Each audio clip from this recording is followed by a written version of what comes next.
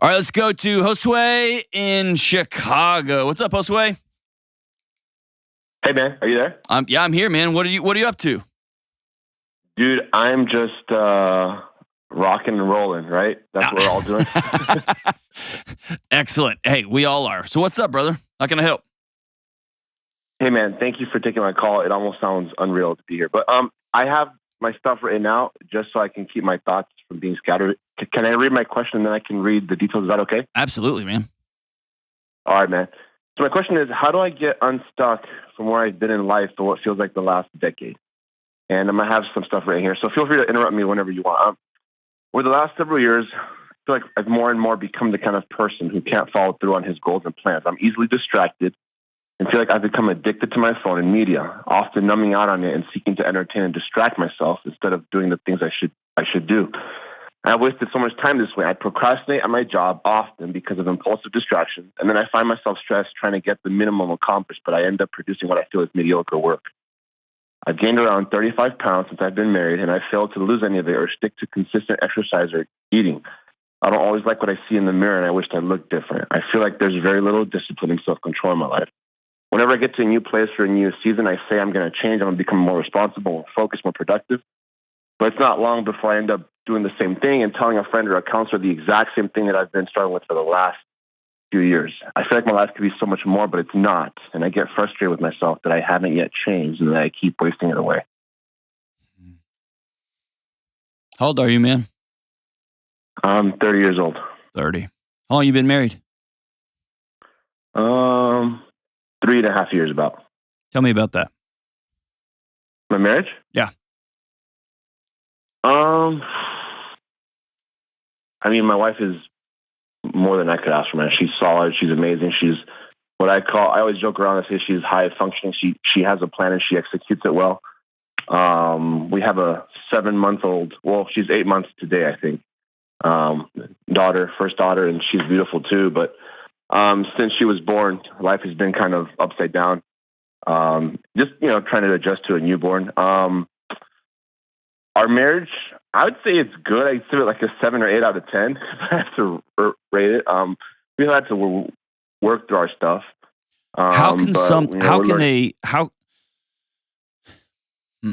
So if you were building a building and it had 4 steel posts in the ground, yeah, how could 2 of those posts be incredible?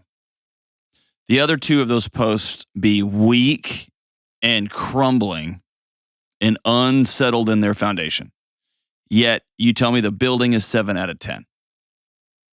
8 out of 10.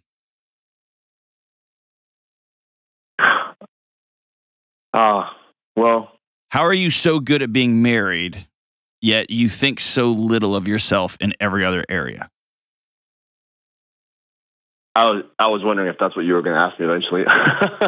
I don't know, man. Let me ask you this. That's kind of an unfair question. Let me ask you this. Yeah, sure. What is being unmotivated and undisciplined and running around like your hair's on fire all the time? What does that get you? Because it's getting you something.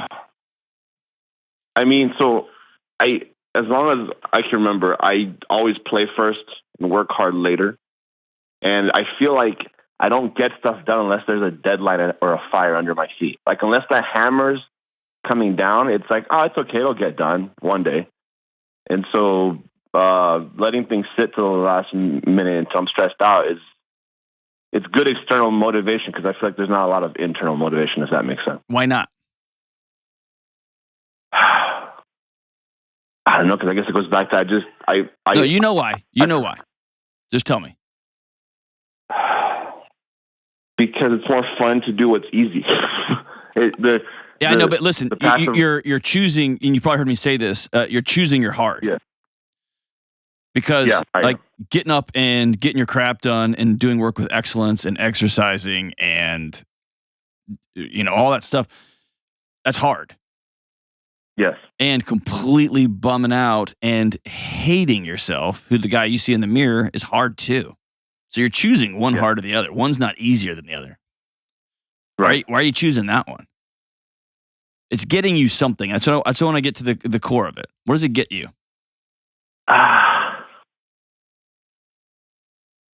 What's it protecting you sympathy, from? pity from others, doing hard things, I think. But the life you're choosing is so much harder than mine. Right. Yeah. John, I have not asked myself that question that specifically. I'm sorry, I'm a bit. No, it's all good. It's all good. So I want you to keep. Why haven't you smashed your phone? Why haven't you smashed your phone and said enough? Because I keep finding some reason why I need it. No, there's something about the situation that you enjoy, that you like, that you're benefiting from. That's what I'm trying to get to. I like being entertained. I grew up being a gamer, and over time I've let go of my games. And my wife, when I married her, she said, I don't want to be married to someone who doesn't play games. So I was like, all right, cool, I'll sell all my stuff. But as you know, the world has transitioned to everything being on one's phone, right? And so my addiction. That's absolutely untrue. Well, okay, fair. I feel like my addiction to what was at one point games, at one point I even also wrestled with the porn addiction. I feel like that's transferred now to media. I've traded out one thing for another. So anytime you say the word addiction, I want you to think of relationship challenge. Okay. And your body is trying to duct tape over relationship pain somewhere. Okay, here's the thought that just came to my mind. I have noticed that it's when I have a hard or difficult situation at home to deal with, my typical response of dealing with hard, negative feelings is to numb out. Exactly. And you've been doing that since you were a little kid. Right. And so the memory that just came... Go ahead. Well, no, just the memory that came to my mind was, I remember being 9 or 10, and I remember being at home, and I was alone at home with my dad, and I could hear my dad in his room on the phone talking to a woman that wasn't my mom. And I, as a 9 or 10-year-old, understood that was not cool and not okay. But I didn't know how to I didn't want to confront my dad because it was weird. And so I just remember saying the easiest thing to do is just to go bury my head in my video games in my room. That was my way of numbing out the discomfort of knowing my dad was being unfaithful to my mom. It's just the same pattern. How many times have you talked about that? With my friends, a few times. Okay. Several times. Here's the word that comes to mind for you. Powerless. When you feel powerless and your wife comes through just like a boss, dude, just crushing it. Yeah. You feel powerless. And when your boss comes in and says, you're going to do this, and you're going to show up, and you're going to do this, you instantly turn into a 9-year-old kid again.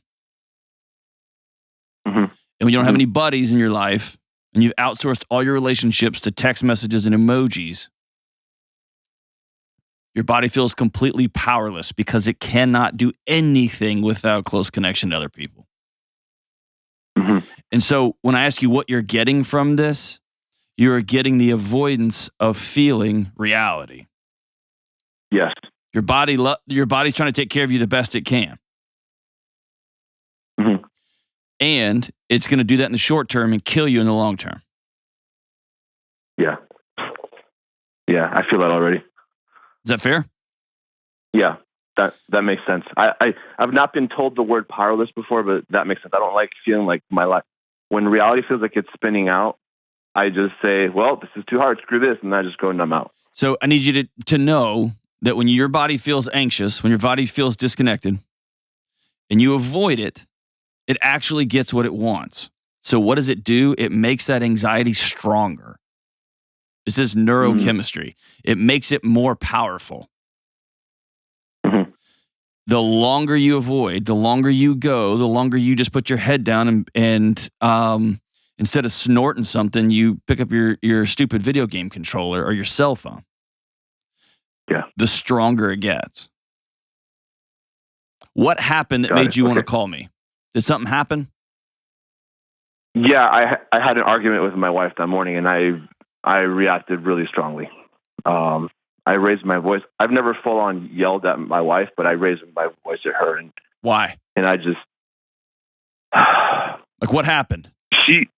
Okay, so basically she sent me some text the night before, and I was coming out of a meeting, and because I was in the meeting, I didn't check them. I got home, and she was, "Hey, can you read the messages I sent you?" Yeah, sure. The next morning, she's like, "Did you read the text?" I was like, "Look, I forgot to do it. It's no big deal." And she feels that that's our way of staying connected. I feel like she's asking me something that's not that important. So this irritation, this rage kicked in my heart that I feel like I've been dealing with also the last few months. And I just said, "Why are you," I didn't say it, but I was like, "Why are you freaking out about something so inconsequential?" And then it just became this giant argument, and she walked away upset, and I was upset. And so then it just became a low day, and I realized my life is not what I want it to be. Okay. Because I'm not what I want to be. I want you to reframe what your wife did. And she tried to use the streets you walk on, which are digital and electronic, as a way to connect with you. So when you say it wasn't a big deal, I want you to think of her putting her arms around you with one hand on the back of your neck and putting her face up against yours and just breathing for a minute. That's what she was trying to do, but you're never there. And even when you're sitting right next to her, you're not there. And when you're in your home holding your kid, you are not there. Yeah. And so she's trying to reach out. So to say it's inconsequential is not cool, because it was. Yeah. Yeah.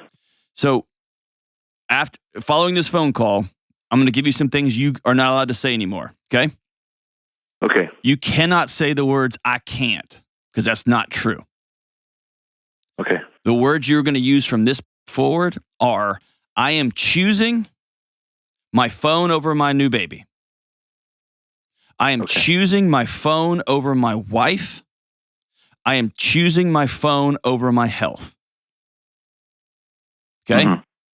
Those are the words. I'm choosing my phone over respect and dignity. I'm choosing a video game controller over peace.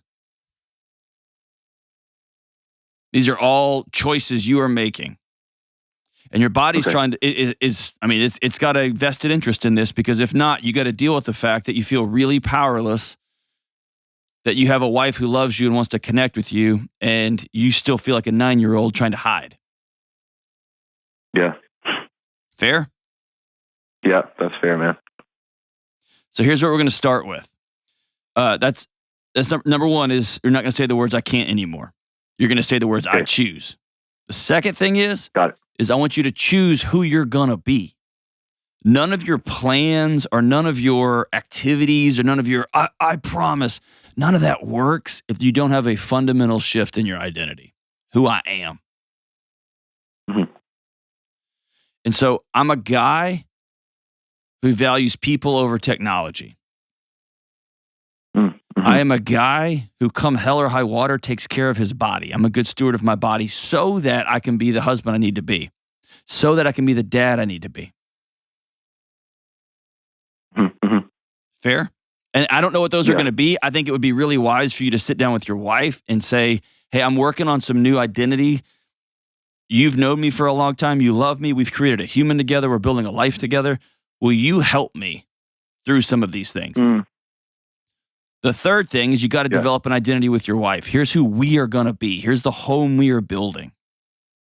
And only after you've done those three things, no more saying "I can't." You're going to say "I choose." You're going to build a personal set of identity. Here's who I am. Number three, here's who we are. Only then can you get to the strategy part or the action part. Okay. You know what that is? Smash your phone. Sell your video game consoles. Throw your TV in the garbage can, because you're going to lose your wife over it. Yeah. You're going to grow up with a kid wondering what was so bad about me that I couldn't compete with a little 5-inch by 3-inch box. Yeah. Now, can you really smash your phone? No. But I mean, I could, but yeah. But you can say the phone never comes out of my car. And then you know what? You're going to be so awkward and bored and weird for about 3 months, because you're going to be sitting in your house with no device, and you're going to be staring at a little lump of kid that's taken all your money and kind of ruined your sex life. And you're going to be looking at your wife being like, "Hey, what's up?" And we're going to be, I don't even know how to do this. That's the path forward. Okay. You're going to take lots of walks, and you're going to, with your wife, and you take lots of walks with your kids, and you're going to do it together, and you're going to start cooking at home because what else are you going to do? You might start exercising. And what you're going to find in 3 months is that every single thing about your life has changed. So here's what I'm going to do. I'm going to send you 4 or 5 packs of questions for humans. And what these are, they're just tools for a guy who turns his phone off and then goes, what do I do now? And I want you to use these with your wife. I want you to use these with yourself. I want you to use these with people you invite over to the house. And by the way, be weird, man. Just invite people over. It might be a disaster. Who cares?